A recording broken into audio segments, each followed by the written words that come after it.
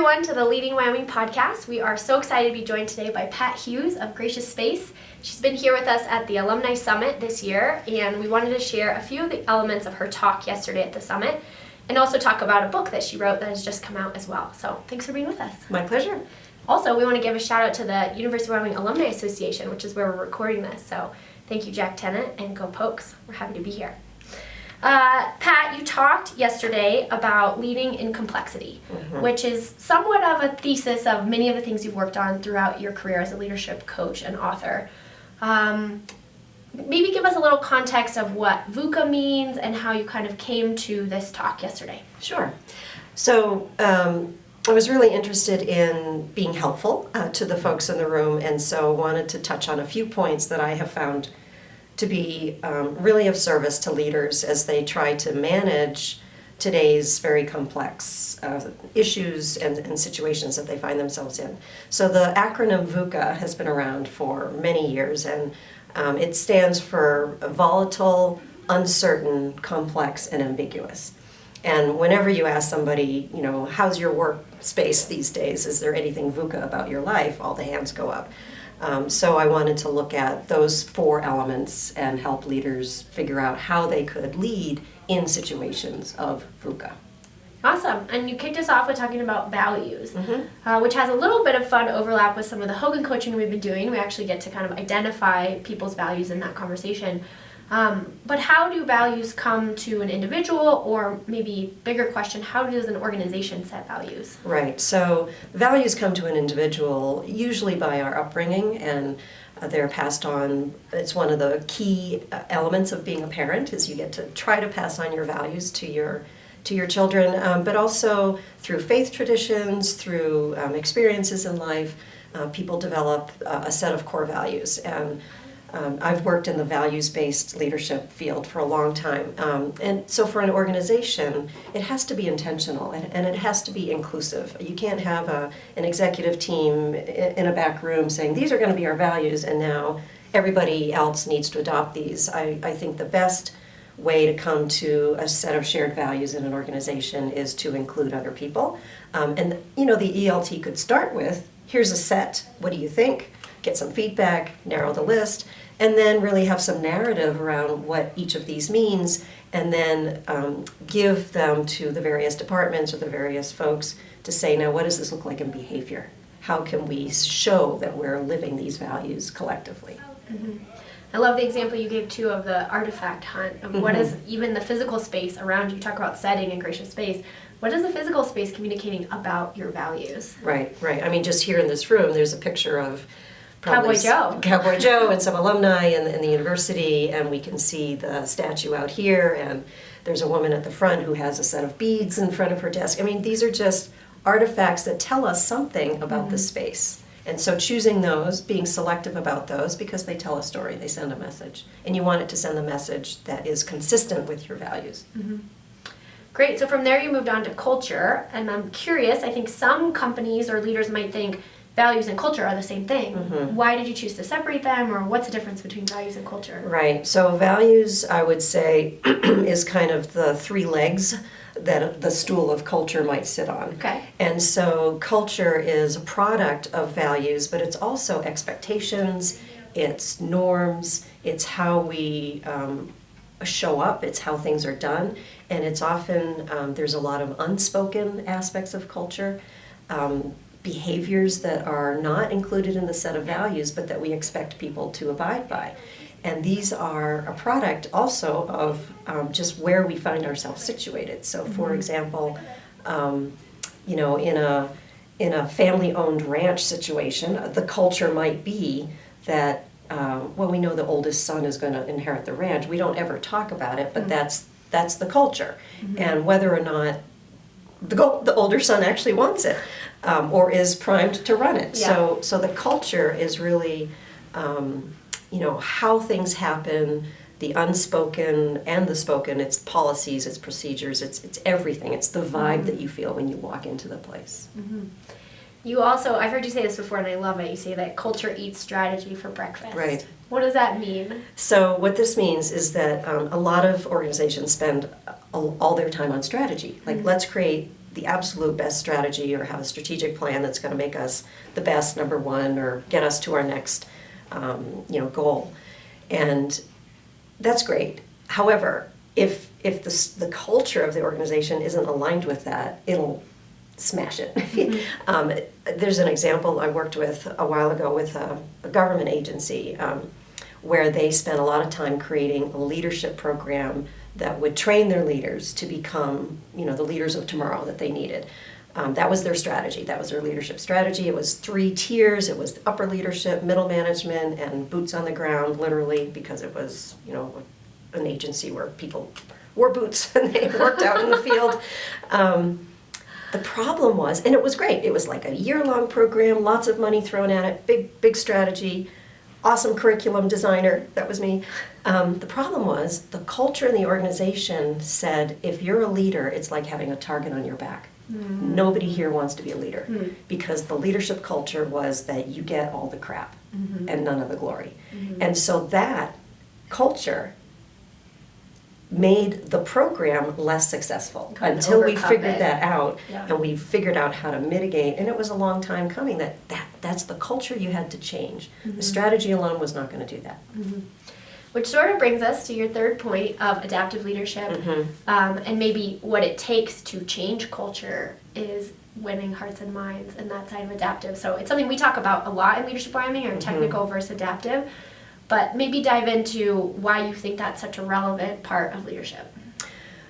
Right. Well, I've long believed that leadership or change happens 2 ways. One is you move or you change the physical stuff. You change policies, you change buildings, you change leaders, but you also have to change hearts and minds. So there's lots of examples of when, like, say, in this city, women voted. This was the first place where a woman voted.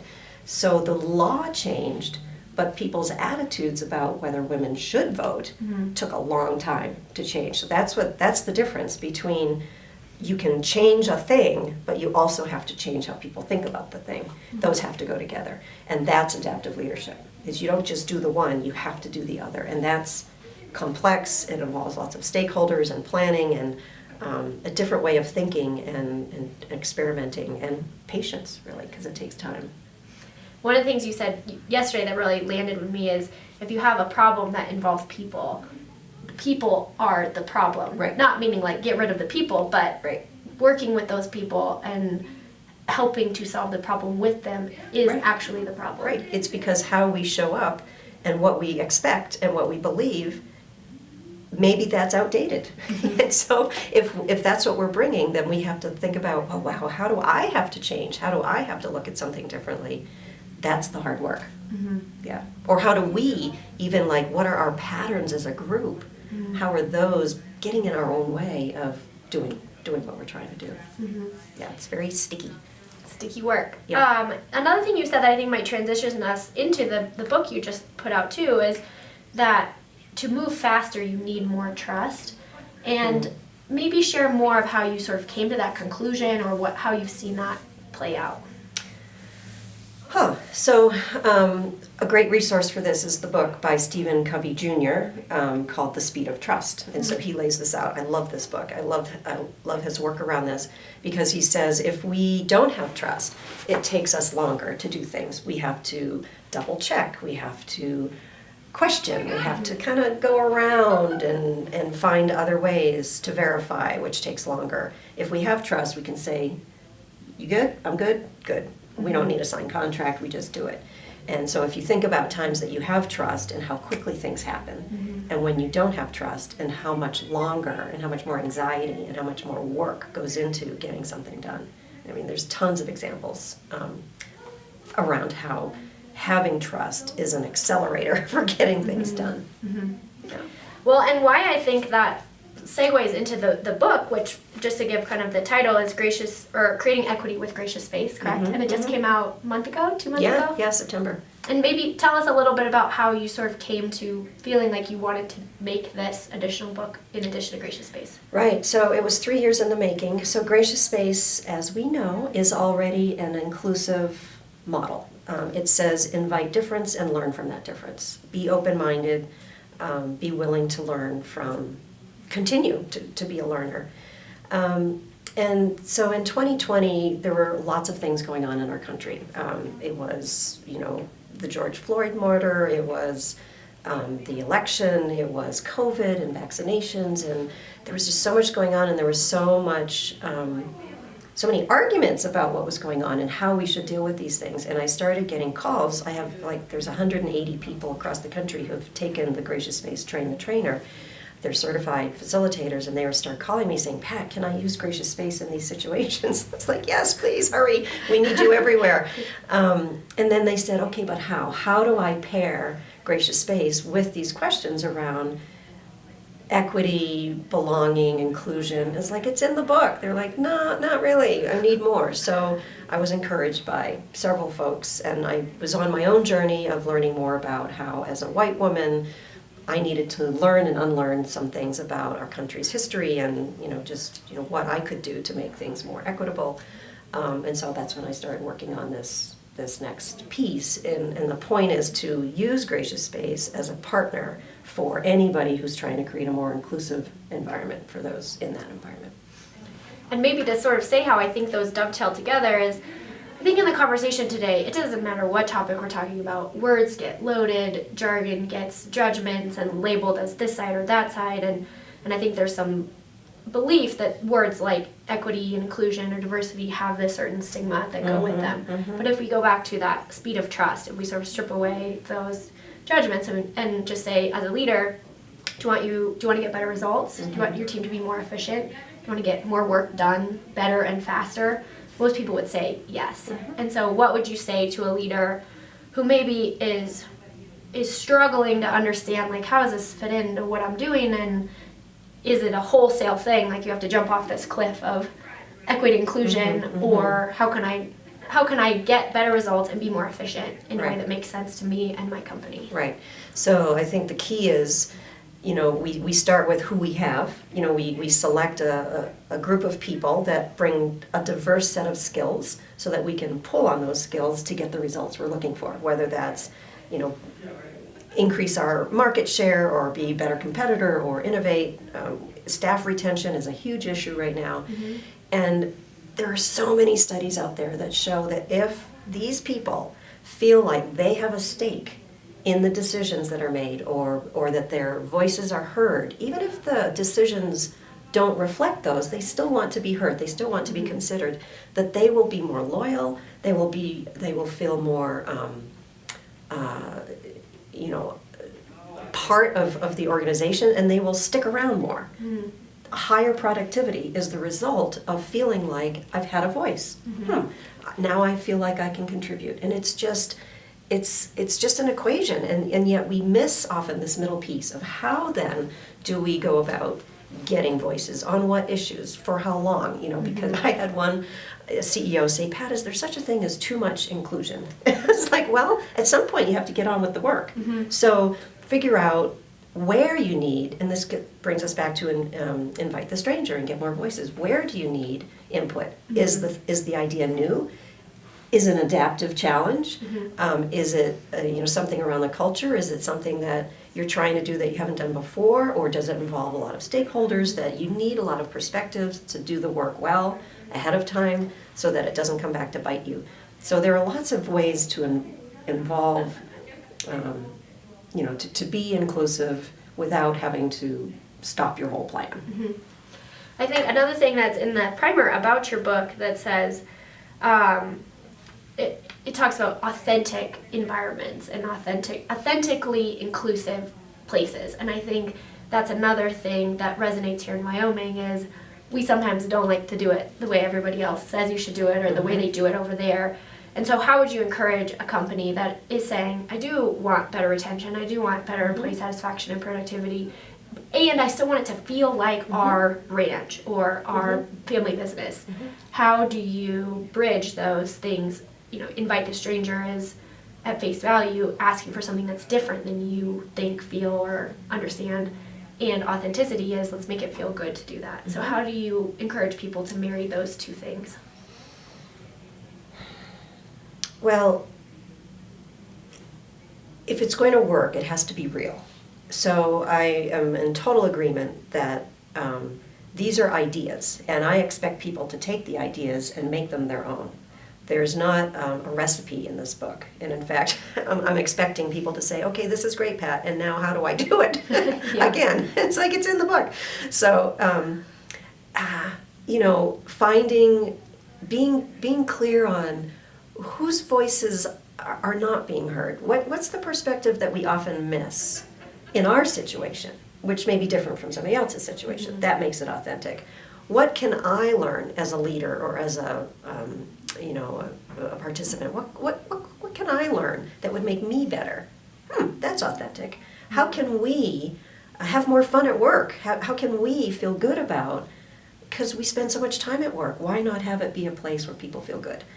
So that's authentic. Mm-hmm. So starting from those places, also saying what is it that we're bringing into the world, whether it's a product or an idea or a service, how does that align with who we are and why we care about that? That's authentic.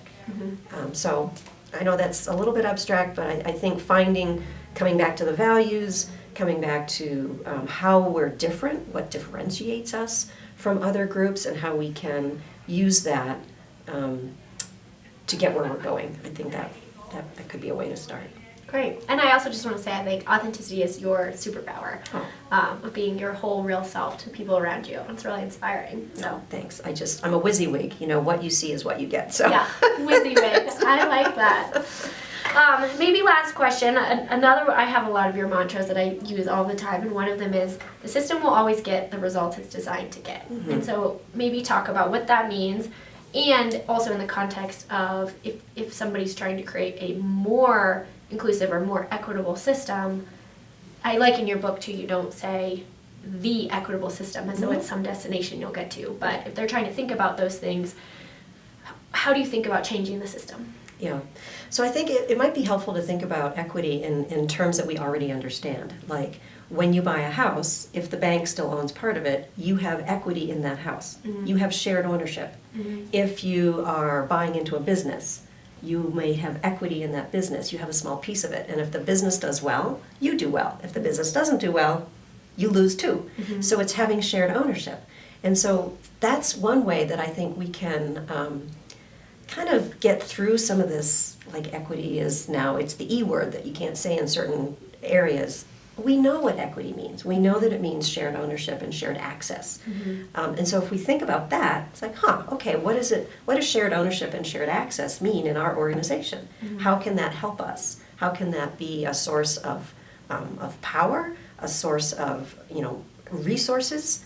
I mean, the worst possible thing is that you've got people with lots of talent that you're not tapping. Mm-hmm. So you're leaving talent on the table. So equity could just mean, how do I get access to that talent? How do I enable and empower people to bring forward the gifts and talents that they have without expecting them to just stay in a box because of a title or a label that we've given them? So that's one way to think about equity that might kind of mitigate some of the head scratching that's going on around it right now.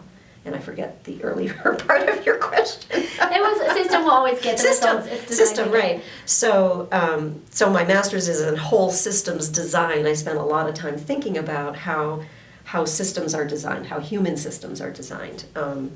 And they don't just pop up from nowhere. Mm-hmm. Somebody thought about it. Somebody thought about an org structure. Somebody thought about, a communication plan, a strategy. These are all parts of that design. And one of the things that's hard to do as a leader, though, but really important, we talk about getting up on the balcony and taking a look at the system and saying, how are things working? Where are the blocks? Where are the pieces? Who's not dancing on that dance floor that I'm looking at? And the system is producing certain results. Some of them are helpful, some of them are not helpful. How can we look at the system as a living entity and make some changes, move some things around, learn, undo some expectations, or maybe undo some assumptions so that we can get a system that has more of the positive and less of the stuff that we don't want. So that's what I mean by the system is designed. Mm-hmm. Whether you designed it or not, it has a design. The design is producing something. Mm-hmm. So you got to get in there and tinker. Yeah, I love that. That was a question you've used in coaching a lot that I've seen as well, is where are you not getting the results that you want, and then get in there and figure out why and what do you have the ability to technically change, or do you need to adaptively change through influence and patience and those types of things. Right. So. I mean, there's all kinds of systems. A truck is a system, a university is a system, a business is a system, weather is a system. Now we can't necessarily tinker with the weather. We can hope for rain, but we can hope that the wind dies down. But these are all, if you think about the truck isn't working, how do I fix the truck? What are the pieces I need to move around? What is something new I need to bring in? Or is it time for a new truck? I mean, that's like really getting up on the balcony. Yeah. Do I need something that's actually going to serve me better because of the results that I'm looking for? So that's another way to think about it. Yeah. Well, if people want to get the new book, how can they get it? Oh, fun. So if they want a signed copy, they can come to me, my website, and I will put that in the mail. Or the easiest way is just to go to Amazon. You just type in Creating Equity with Gracious Space, and you have the option of a print version or an electronic version. Awesome. Great. Well, thank you for making the trek out to be with us this week. We really appreciate it. I love coming to Wyoming. Thanks for the invitation. We'll keep having you back. It's a deal. Great. Thank you. All right. Thanks, everyone, for joining us for the Leading Wyoming podcast. The Leading Wyoming podcast is made possible thanks to the generous support of our all-in sponsors, DAP CPA, Genesis Alkali, Hilltop Bank, Jonah Bank, and Rocky Mountain Power.